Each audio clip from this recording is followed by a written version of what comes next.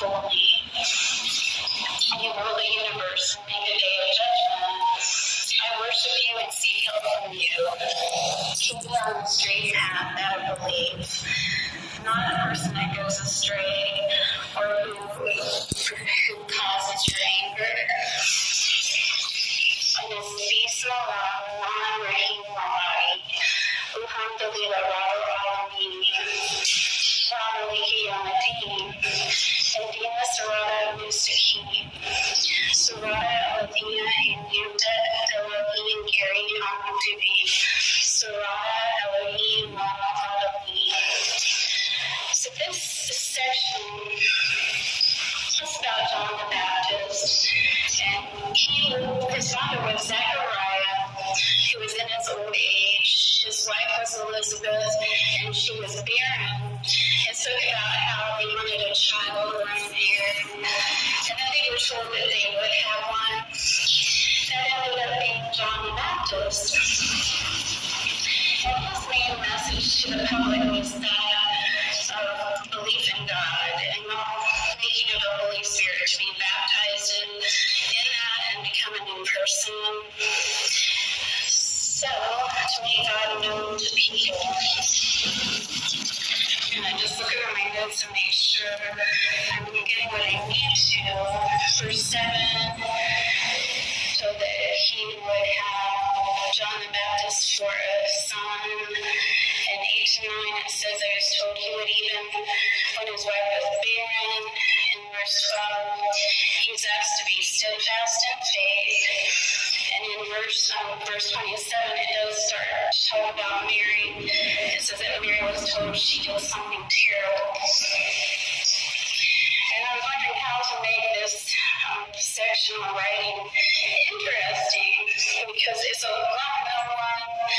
And I thought, well, maybe it's when we start talking about what bothers us in life, and that's why we become who we are.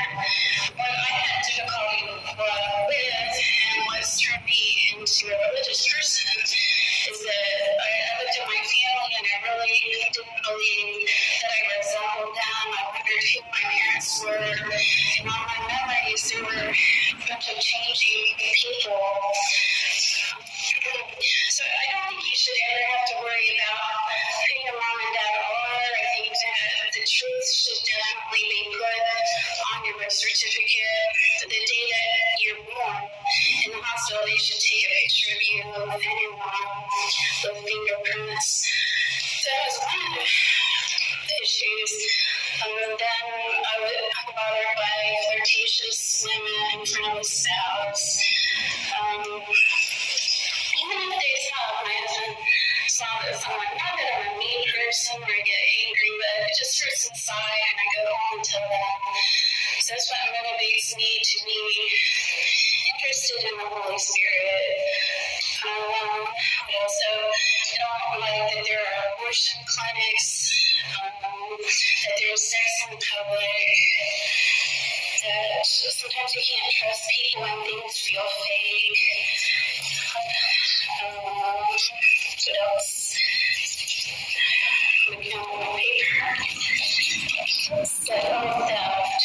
I worry both about why would theft be something I didn't like when we're not supposed to really get into materialism, but I think it's just when you need it, like on a rainy day, I had an umbrella, I bought a lifetime one. The sun came out and I forgot, I left it on the door in the bathroom, I went back to get it and it was gone. So I think it's just when you need something, someone takes it from you.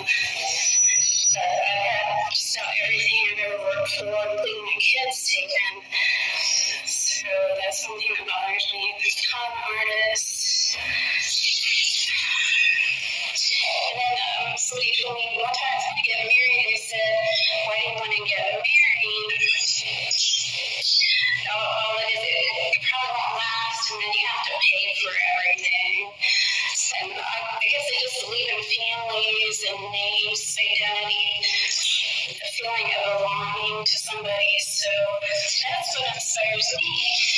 And then I thought I'd talk for a minute about sometimes what causes people people to mock my religion is I've been hurt by religious people also.